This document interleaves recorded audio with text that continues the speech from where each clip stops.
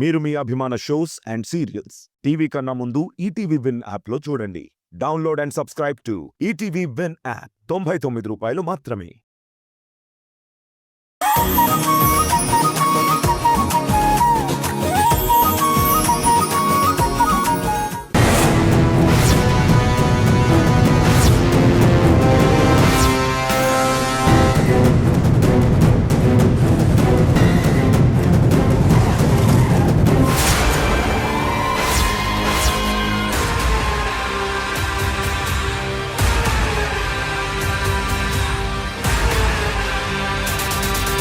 నమస్కారం. నమస్తే. రండి, మీకోసం ఎదురు చూస్తున్నాం. బాబు, అడ్రస్ అర్థమైంది కదా? అర్థమైంది మేడం. ఈ రెండిళ్ళ అవతలి ఇల్లే. Okay madam. బాగా గుర్తుపెట్టుకో. Thank you madam. ఈ అడ్రస్ కోసం అందరి ఇల్లు తిరుగుతున్నాను.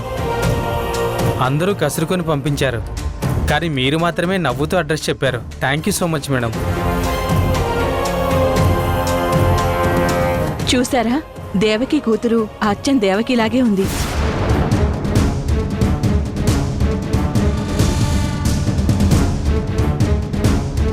మనల్ని పలకరించిన విధానం, ఆ కొరియర్ బాయ్కి అడ్రస్ చెప్పిన మంచితనం దేవకిలాగే చాలా సంస్కారంగా ఉంది.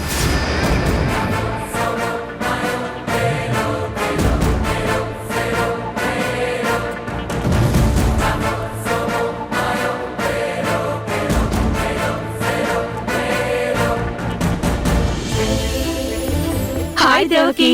హాయ్. బాగున్నావా? బావున్నానే. Hey hi. Hi Devaki. How are you? Fine.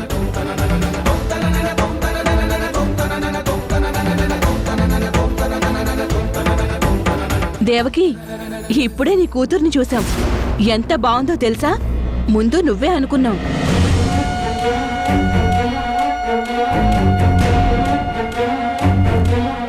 తన పలకరింపు, తన ఓపిక, మాట తీరు ఇవన్నీ చూస్తుంటే అచ్చం నిన్ను చూసిన ఫీలింగే కలిగింది.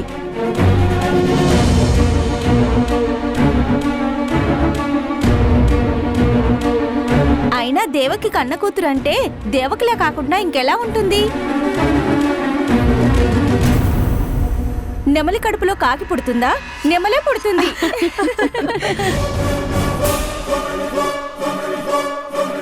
ఆంటీ, మీరు పొరపాటు పడుతున్నారు. దేవకి వాసుదేవుల కూతురు తను కాదు, నేను.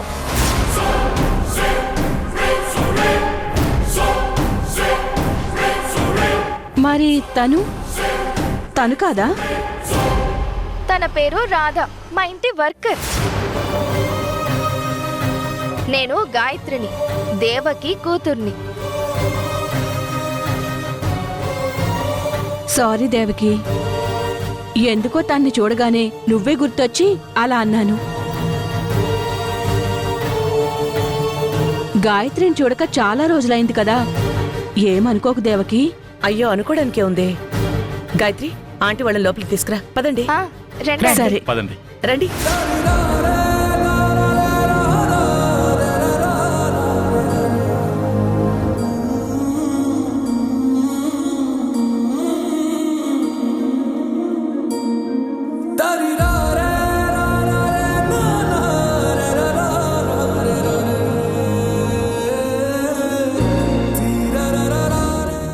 రండి, కూర్చోండి. కూర్చోండి.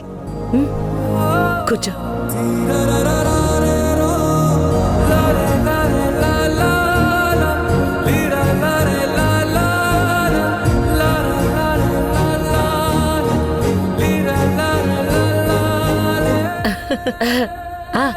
మీకు తెలిసిందే కదా, తను నా తోటికోళ్ళు మాధవి. మాకెందుకు తెలీదు? మనం ఎన్నిసార్లు కలవలేదు. పేరుకి తోడికోడళ్ళైనా సొంత అక్క చెల్లెళ్ళ ఉంటారు.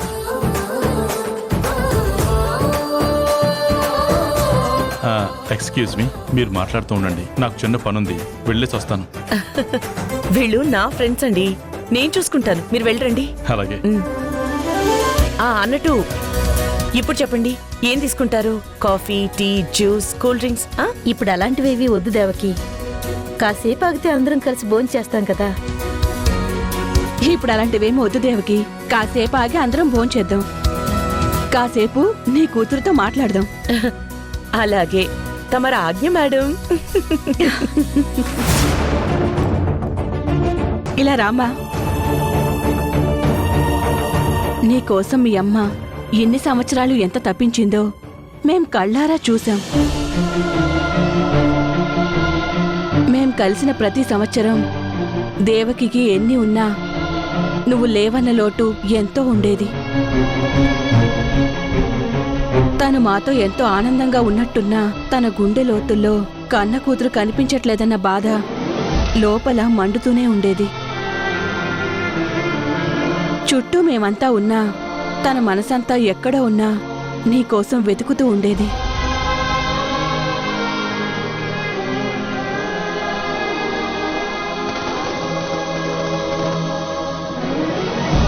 నువ్వు కనిపించకుండా పోయినప్పటి నుంచి మళ్ళీ నువ్వు తిరిగొచ్చేంతవరకు చల్లని చందమామలా అందరికీ వెలుగు పంచింది, కానీ నువ్వు లేవన్న మచ్చ తనలోనే దాచుకుంది.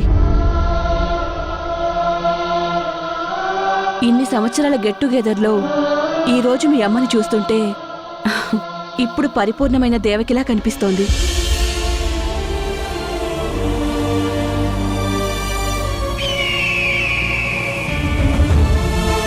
అందుకే కదా ప్రతి సంవత్సరం ఉగాది రోజు జరుపుకునే గెట్ టుగెదర్ పార్టీని నీతో కలిసి జరుపుకోవాలన్న తాపత్రయంతో 1 నెల ముందుగానే ప్రీపోన్ చేసుకున్నాం.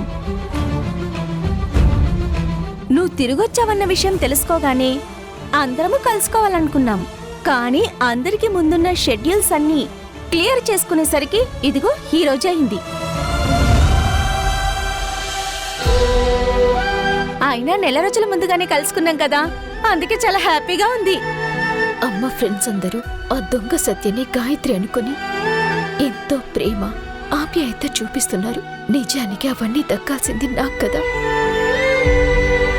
కనీసం వాళ్ళ ముందు నుంచునే అర్హత లేని ఒక దుర్మార్గురాల్ని పక్కన కూర్చోపెట్టుకుని ఇంత ప్రేమ చూపిస్తూ ఇన్ని సంవత్సరాలు అమ్మ నా కోసం పడిన వేదన చెప్తున్నారు. కనీసం ఆ సత్యకి వాళ్ళు చెప్తున్న మాటలు, అమ్మ నా కోసం ఎన్ని సంవత్సరాలు మోసిన భారం, అది కూడా గుర్తించలేని స్వార్థపరురాలు.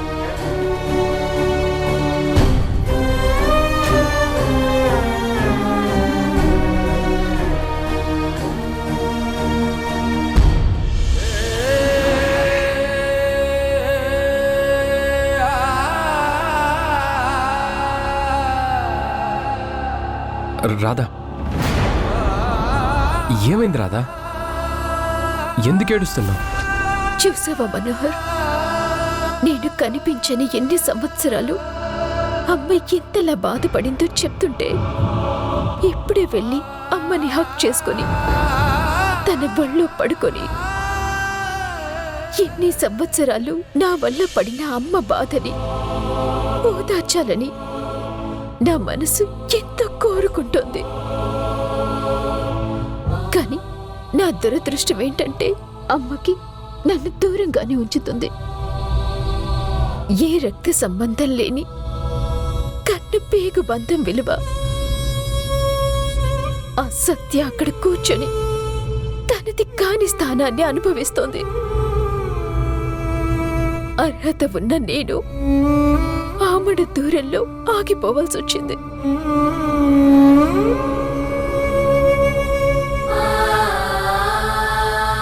ప్లీజ్ రాధా, చిన్నపిల్లలాగా ఏంటిది? పరిస్థితుల్ని అర్థం చేసుకొని మసులుకునే నువ్వు ఇంతలా మనసుని బాధ పెట్టుకుంటే ఎలా చెప్పు? నువ్వంటున్న మాట ప్రతిదీ నిజమైనప్పటికీ అందుకు తగిన ఆధారాలు మన దగ్గర లేవు కదా. నువ్వెన్ని బాధలు ఎందుకు పడుతున్నావు చెప్పు? మాధవి, మిగతా ఏర్పాట్లు అయ్యాయా? వెళ్ళి చూడు. అలాగే అక్క. అమ్మా, నేను కూడా పిన్నికి సాయం చేస్తాను. అలాగే. ఇప్పుడే సరే వస్తానండి. గాయత్రి.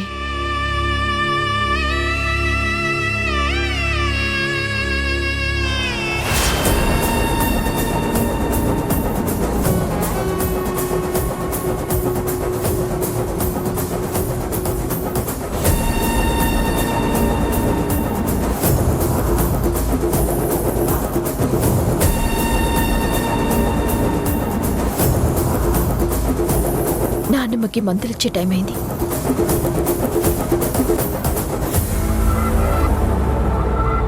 అయ్యో ఇప్పుడు ఏం చెయ్యాలి? నాకు టెన్షన్ వచ్చేస్తుంది. పిన్ని ఏంటి టెన్షన్ పడుతున్నావు? ఈ చెఫ్ ఏమో ఇంకా రాలేదు. వంటలు ఇంతమందికి ఎలా చేయాలో నాకు అర్థం కావటం లేదు. మా ఆయన ఏమో ఈ టైంలోనే ఊరికెళ్ళాడు. నాకేం అర్థం కావటం లేదు. అయ్యో, నమస్తే మేడం. నిన్నెప్పుడు రమ్మన్నాను, ఎప్పుడొచ్చావు?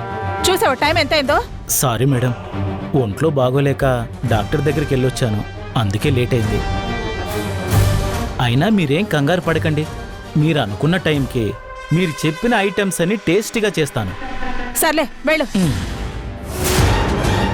పిన్ని ఇప్పుడు నీ టెన్షన్ పోయింది కదా, వెళ్ళి కాసేపు రెస్ట్ తీసుకో. అవునవును, కాసేపు రెస్ట్ తీసుకుంటాను.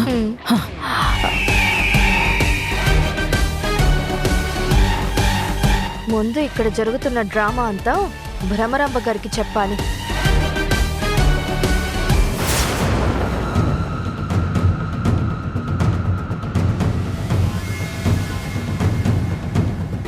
Hello madam. ఏంటక్కడ విషయాలు? చాలా ఉన్నాయి మేడం. ఈ రోజు దేవకి ఫ్రెండ్స్ అందరూ గెట్ టుగెదర్ ప్లాన్ చేసుకున్నారు. అందరూ చాలా సంతోషంగా ఉన్నారు. దేవకి నన్ను గాయత్రిగా అందరికీ పరిచయం చేసింది. అందరూ నా మీద పడి ఒక్కటే ఓదార్పు యాత్ర. అసలు నా ఐడియా ఏంటంటే, మనం ఈ అవకాశాన్ని వాడుకుని ఆ రాధని చావు దెబ్బ కొట్టి ఈ ఇంట్లో నుంచి పంపించాలి మేడం. ఎందుకంటే ఆ దేవకికి వచ్చిన ఫ్రెండ్స్ అందరూ ఎంత ఇంపార్టెంటో అర్థమైంది. అలాంటి వాళ్ళని మనం ఆయుధంగా చేసుకుని ఏదైనా ప్లాన్ చేసి ఆ రాధని బయట గెంటించాలి. కానీ ఆ ప్లాన్ ఎలా అని ఆలోచిస్తున్నాను.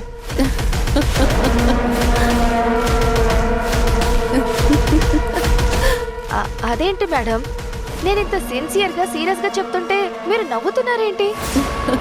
పిచ్చి సత్య, ఇప్పుడే ఫీల్డ్లోకి వచ్చిన నీకే ఎన్ని తెలివితేటలుంటే ఎప్పటి నుంచో ఉన్న నాకెన్ని తెలివితేటలుండాలి? నువ్విప్పుడు ప్లాన్ ఏంటి అని అడుగుతున్నావు.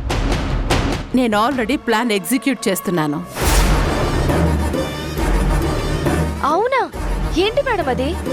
ఈరోజు దేవకి ఇంట్లో గెట్ టుగెదర్ పార్టీ ఉందని తెలియగానే లోకల్లో ఉండే మల్లిక అని దేవకికి నాకు కామన్ ఫ్రెండ్ కూడా వచ్చింది. అవును మేడం, మల్లిక ఆంటీ కూడా వచ్చింది. రాగానే ఆ రాధని నువ్వే దేవకి కూతురు అంటూ తెగ పొగిడేసింది. అది విని నాకు పిచ్చి కోపం వచ్చింది. అది కూడా నా ప్లాన్లో భాగమే. తను ముందు కావాలని రాధని పొగిడి ఆ దేవకికి కోపం తెప్పించాలని అలా చేశాను. అవునా? అయ్యో, ఆ విషయం నాకు తెలియక మల్లిక ఆంటీని అపార్థం చేసుకున్నాను. అది జస్ట్ చిన్న టీజర్. అసలు సినిమా ఇప్పుడు స్టార్ట్ అవుతుంది. నువ్వనుకున్నట్టుగానే ఆ రాధని దేవకి బయటికి గెంటేసేలా ప్లాన్ రెడీ చేశాను. Super madam. ఏంటి మేడం ప్లాన్? జాగ్రత్తగా విను.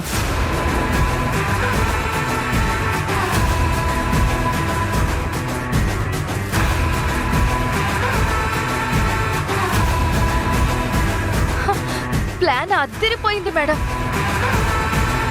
ఈ రోజుతో ఆ రాధ ఇంటి బయటకు కాదు, ఈ ఊరు నుండే బయటికి పంపిస్తాను. నేను వెళ్ళి ఆ మల్లిక ఆంటీకి చెప్పనా? వద్దు, నువ్వు అసలు ఇన్వాల్వ్ అవ్వద్దు. నేను చూసుకుంటాను. వెంటనే నేను తనకి కాల్ చేస్తాను. ఓకే మేడం, ఉంటాను. ఓకే.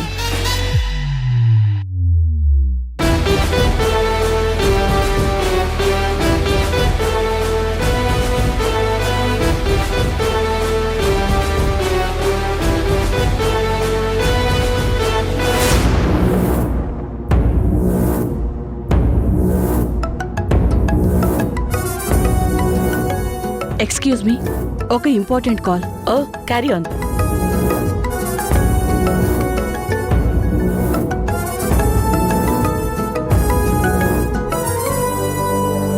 చెప్పు భ్రమరాంబా.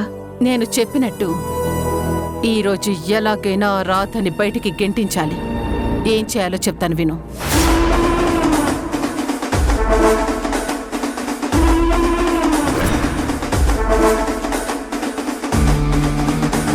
నేను చూసుకుంటాను భ్రమరాంబ. ఆ దేవకి రాధ లాంటి వాళ్ళకి ఆత్మాభిమానం ఎక్కువ. వాళ్ళ తప్పు లేకపోతే ఒక్క మాట కూడా పడరు. దానికోసం ఎంత దూరమైనా వెళ్తారు. వాళ్ళ ఆత్మాభిమానాన్ని రెచ్చగొట్టడమే మన పని. మిగతాదంతా దానికదే జరిగిపోతుంది. వాళ్ళ సెల్ఫ్ రెస్పెక్టే ఈరోజు మన ఆయుధం. అది నేను చూసుకుంటాను భ్రమరాంబ. జాగ్రత్త.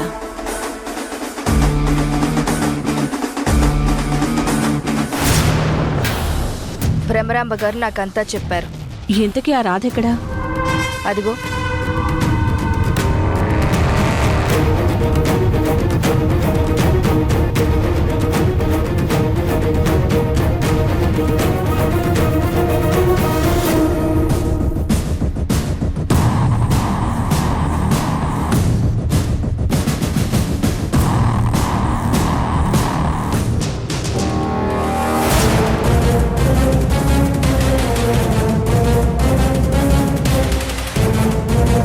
మేడం, డబ్బులు పడిపోయాయి. పర్లేదు, నువ్వే ఉంచుకో. నాకెందుకు మేడం? కింద పడ్డ డబ్బులు మళ్ళీ తీసుకుని దాచుకునేంత చిల్లర టైపు కాదు నేను. పర్వాలేదు, నువ్వే ఉంచుకో. పైగా దేవకి నీకు పెద్ద శాలరీ ఇస్తోంది కదా. అయ్యో, ఆంటీ కూడా ఇక్కడే ఉన్నారా? ఆంటీ, ఇప్పుడు ఎలా ఉంది మీకు? మీరు తొందరగా కోలుకోవాలంటీ. అవును, చూస్తుంటే బాగా చదువుకున్న దానిలా ఉన్నావు. నేను నీ ముసల్దానికి కేర్ టేకర్గా పెట్టిందా ఆ దేవకి? నేను నాన్నమ్మ గారితో పాటు స్కూల్కి ఎగ్జిక్యూటివ్ మెంబర్గా కూడా ఉన్నాను. అవునా? నేను అప్పుడే అనుకున్నాను ఈ దేవకి ఒక్క శాలరీకి 2-3 పనులు చేయించుకుంటుంది అని.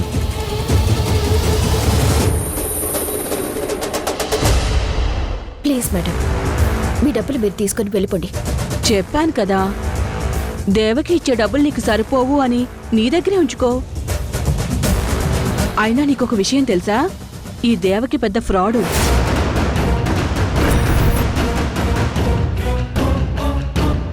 యాక్చువల్లీ తన మెంటాలిటీ, తన బిహేవియర్ నాకు నచ్చేదే కాదు. కానీ అమెరికా నుంచి, ఆస్ట్రేలియా నుంచి ఫ్రెండ్స్ వచ్చారు కాబట్టి ఇక్కడికి రావాల్సి వచ్చింది. వచ్చినందుకు ఏదో మొహం మీద పొగడాలి కాబట్టి తప్ప అందరూ అనుకున్నంత మంచిదేం కాదు ఆ దేవకి.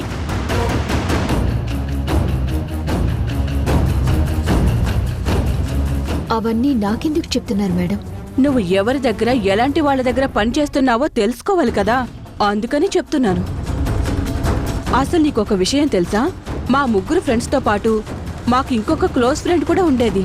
తనని మోసం చేసి ఈ ఆస్తి మొత్తం లాగేసుకుంది దేవకి. పాపం మా ఫ్రెండుని ఇప్పటి వరకు శత్రువులానే చూస్తోంది. తన పేరు భ్రమరాంబ.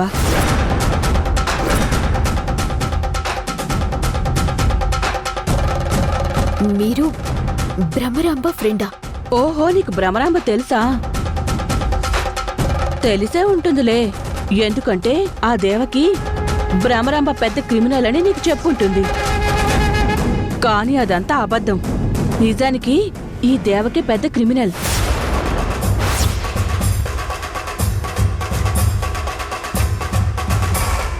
కానీ బయటికి మంచిదానిలా నటిస్తుంది.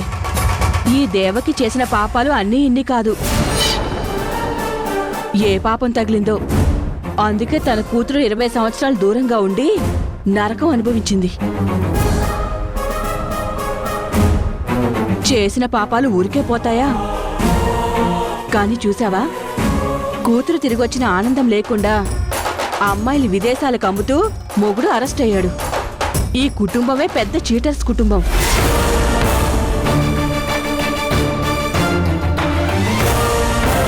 ప్లీజ్ అలా మాట్లాడకండి. లేదమ్మాయి, నేను చెప్పేవన్నీ నిజాలు. వాళ్ళు చేసిన అన్యాయాలకి, పాపాలకి పాపం ఈ ముసల్ది మంచాన పడింది. మీకు దండం పెడతాను, ప్లీజ్ అలా మాట్లాడకండి. అదేంటి, వాళ్ళు మంచివాళ్ళు, వాళ్ళేదో నీ కుటుంబం అన్నట్టు అంత ఫీల్ అవుతున్నావు? అసలు వాళ్ళు చేసిన మోసాలు, ద్రోహాలు, అన్యాయాలు, అక్రమాలకి ఖచ్చితంగా దేవకి ఏదో ఒకరోజు అన్నీ కోల్పోయి రోడ్డు మీద కుక్క చవచేస్తుంది.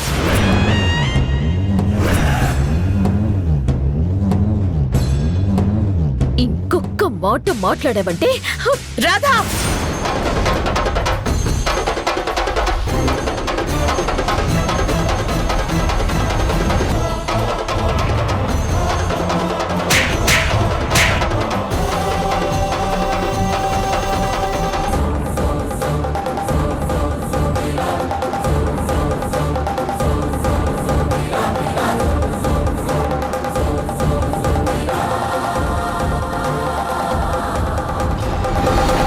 నువ్వేం చేసావో నీకేమైనా అర్థం అవుతుందా? నా ఇంటికి వచ్చినా నా ఫ్రెండ్ మీద చేయెత్తుతావా?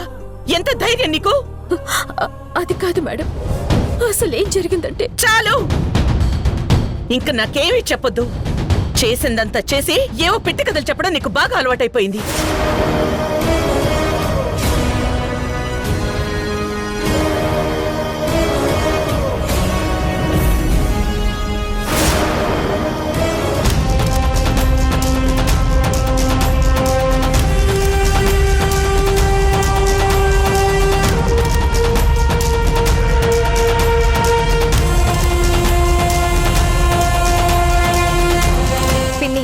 ఈ రోజు మనం అనుకున్నది సాధించబోతున్నాం.